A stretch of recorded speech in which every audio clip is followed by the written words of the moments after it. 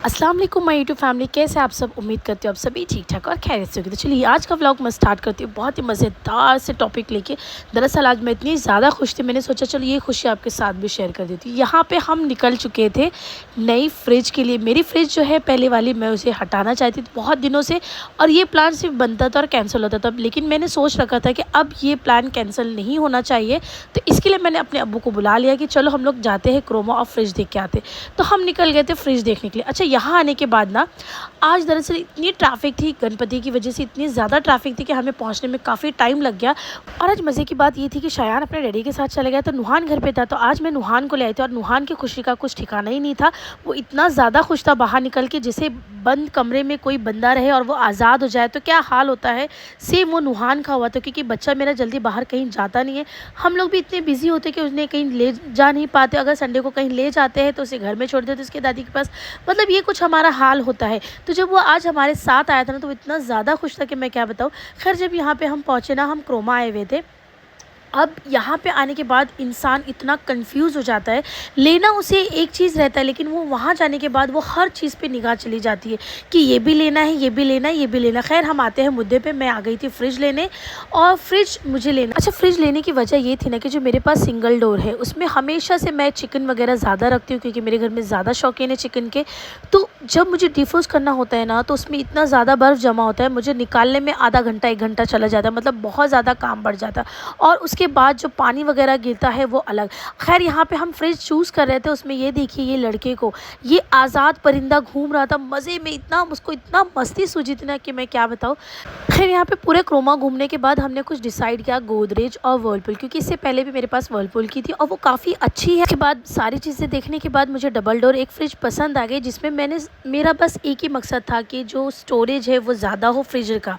ठीक है, तो फाइनली हमने डिसाइड किया, बुक किया और वहाँ से निकल गए। साथ में अल्हम्दुलिल्लाह मेरे अब्बू थे, तो उन्होंने बहुत मेरी हेल्प की, किस तरीके से कौन से फ्रिज अच्छी रहेगी क्या, पूरी तरीके से उन्होंने हेल्प की। बुकिंग होने के बाद हम आ गए घर पे।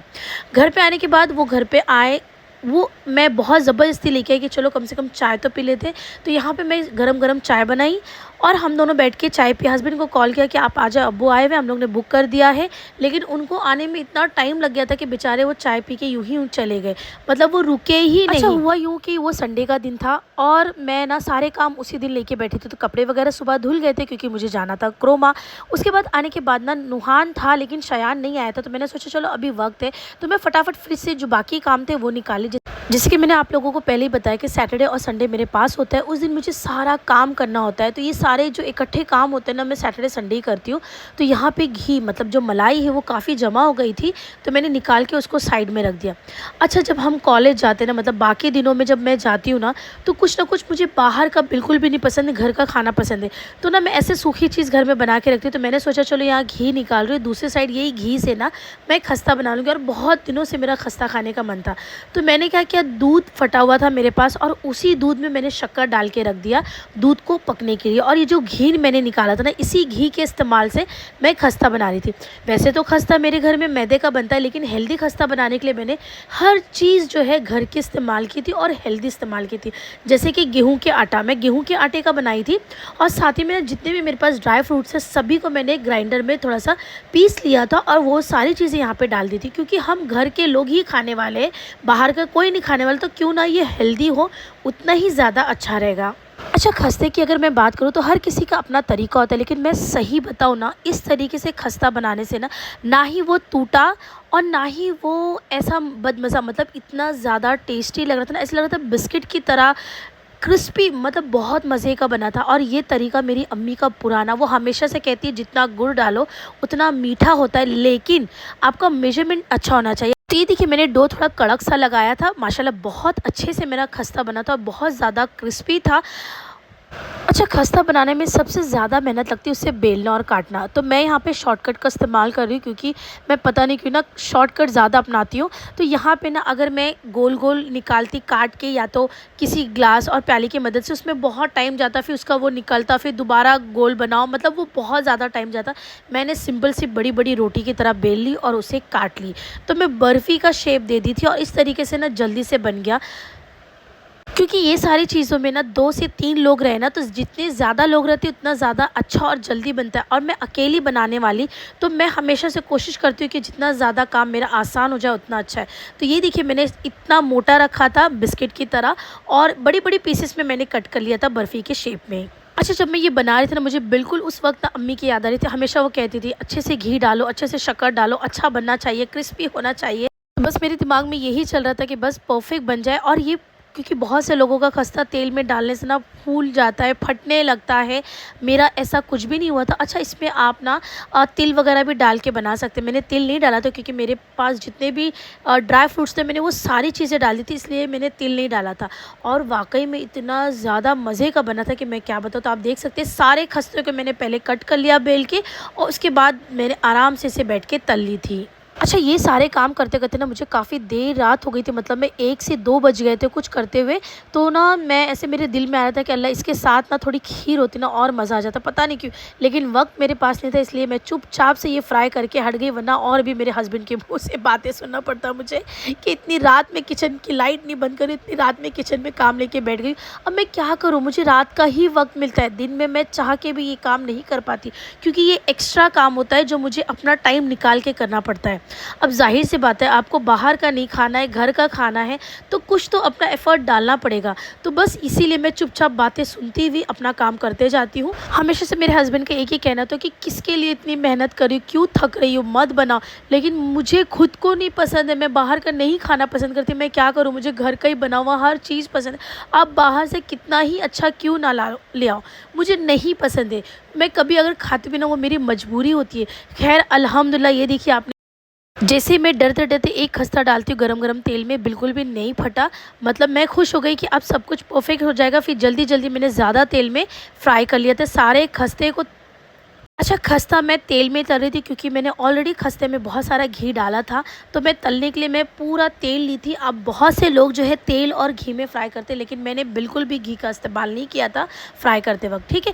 और ये देखिए, बहुत अच्छे से मेरा खस्ता बन के रेडी हो गया था। अच्छा, आप लोगों से भी मैं यही बात करना चाहूँगी कि आप लोग भी ना घर में ऐसी थोड़ा-थोड़ा कोई-कोई चीज़ें ना, जिनके घर में बच्चे ना, वो बना के रखें। देखिए, बच्चे लाख बाहर का खाते हैं, लेकिन घर की जो चीज़ों की बात होती है ना, वो बाहर की चीज़ों में नहीं आती है। आप अपने हिसाब से हर चीज़ घर में अच्छे से बच्चों को बना के दे सकते हैं, वो बाहर की चीज़ों में नहीं मिलता है। तो यही कोशिश करिए कि घर की चीज़ों की ही बच्चों को आदत लगे। देखिए, मेरे पास जब वक़्त होता है ना, मैं जितना हो सकता है मैं वही करती हूँ। ख़ैर, यहाँ पे ना ये करने के बाद, सारे काम होने के बाद, मेरा काम था किचन को समेटना। किचन वग़ैरह मैं रात में साफ़ कर लेती हूँ जैसे ही मुझे वक़्त मिलता है। और अगर इन केस कुछ वजह से, कुछ मजबूरी से मैं नहीं कर पाई, या बहुत लेट हो गया, मैं सो गई, सुबह नेक्स्ट डे मुझे जाना होता है, उसके बाद आने के बाद वो किचन वैसे ही फैला रहेगा, उस डर से मैं कोशिश करती हूँ कि रात में ही कर लूँ, नहीं तो सुबह उठ के मुझे ये काम करना होता है, ठीक है। तो खैर, यहाँ पे ये नेक्स्ट डे की क्लिप थी, जब मैं जॉब पे से आई थी। किचन वगैरह मेरा अल्हम्दुलिल्लाह सब कुछ साफ़ था। मैं फटाफट बाकी की जो चीज़ें निकली हुई थी, जो यहाँ वहाँ डब्बे खाली हो गए थे, मैं धो के एक दिन पहले ही रख देती हूँ कि मुझे इसे रिफ़िल करना है। तो नमक वगैरह अगर ख़त्म हो गया तो डब्बे में एक दिन पहले से धो के रख देती हूँ, उसे नेक्स्ट डे मुझे रिफ़िल करना होता है। मैं बाकी दिनों का इंतज़ार नहीं करती हूँ कि सब एक साथ रिफ़िल करूँगी या सब एक साथ में सफाई करूँगी, ऐसा मेरा कुछ भी नहीं होता है। मैं जैसे-जैसे जो ख़त्म होते जाता है, उस डब्बे को वॉश करके रख देती हूँ और नेक्स्ट डे उसे रिफ़िल कर देती हूँ। तो इस तरीके से मेरा काम भी आसान होते जाता है, पेंडिंग कुछ भी नहीं होता है। और इससे एक बात कहूँ, घर का फैलावा भी कम होता है। देखो, मैं इतनी परफ़ेक्ट नहीं हूँ, ना ही मैं आपको कोई चीज़ की तमीज़ सिखा रही हूँ। बस ये एक छोटी-छोटी आदतें ऐसी होती हैं ना, जिससे आप अपना काम आसान कर सकते हो। अच्छा, बातों-बातों में आपको एक चीज़ बताना भूल गई। आपने नमक देखा कि मैंने पिंक और वाइट सॉल्ट दोनों मिक्स करके डाला है, तो आप भी इसी तरीके से डाला करें। और साथ ही में ना, मैं दाल की तैयारी करने लगी थी। आज मैं मसाले वाली मिक्स दाल बना रही थी, जिसमें आपके पास जितनी भी दालें आप डाल दें अपने हिसाब से। साथ ही मैं यहाँ पे टमाटर, प्याज, हरी धनिया, हरी मिर्च, अदरक, लहसुन, इन सारी चीज़ों को मैं एक साथ डाल दूँगी और ये इसमें गल जाएगी। इस वक्त ना मेरे पास मिक्सर भी ख़राब था, तो मैं जितनी भी चीज़ें थी ना, सबको हाथ से ही कट करके डाल दे रही थी। और दाल में तो गलना ही था। और यहाँ पे ना, अच्छा, दाल में मैं कभी भी मसाला ज़्यादा इस्तेमाल नहीं करती हूँ, लेकिन क्योंकि ये मसाले वाली ही दाल बना रही थी मैं, तो इसमें ना मैंने थोड़ा सा गरम मसाला भी डाला था। हमेशा से गरम मसाला मेरे हाथ का ही पिसा हुआ रहता है, जब कभी नहीं रहता तो एवरेस्ट का इस्तेमाल करती हूँ। खैर, इन सारी चीज़ों को मिला के मैंने अदरक लहसुन का पेस्ट डाल के और थोड़ा सा पानी डाल के इसे सीटी लगा के साइड में रख दिया था।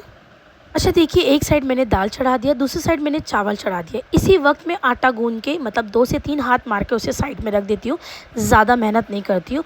उसके बाद जो वक्त मेरा बचा होता है ना, मैं किचन में ही खड़े-खड़े ना बाकी के काम कर लेती हूँ। यहाँ पे मैंगो वगैरह आया हुआ था, उसे भी मैंने फ्रिज में रख दिया, क्योंकि ऐसे थैली में पड़ा हुआ रह जाएगा, वो ख़राब हो जाएगा या फिर इधर-उधर होगा, बच्चे खेलेंगे, तो इससे पहले कि यहाँ-वहाँ हो जाए, मैं उसको सही तरीके से फ्रिज में रख दूँगी। साथ ही में जो भाजी वगैरह मैं ले आती हूँ, वो सारी चीज़ों को निकाल लेती हूँ बास्केट में। इस तरीके से छोटी-छोटी बास्केट मैंने अपने पास रखी है। इन सारी चीज़ों को मैं फ्रिज में रख देती हूँ इस तरीके से। अच्छा, यहाँ पे कोतमीर भी आई हुई थी, उसको मैंने कट करके इसमें से जितनी भी पीली, गीली जैसी भी धनिया सड़ी हुई थी, वो सब निकाल दी। उससे क्या होगा कि आप कुछ दिन तक आराम से इसे डब्बे में करके रख सकते हो, ख़राब नहीं होती। तो ये सारी चीज़ें अपनी आदतें बना लें, जिससे आपका पैसा बचेगा और बरकत भी आएगी। खैर, वीडियो आज के लिए एंड करती हूँ, तब तक के लिए अल्लाह हाफ़िज़।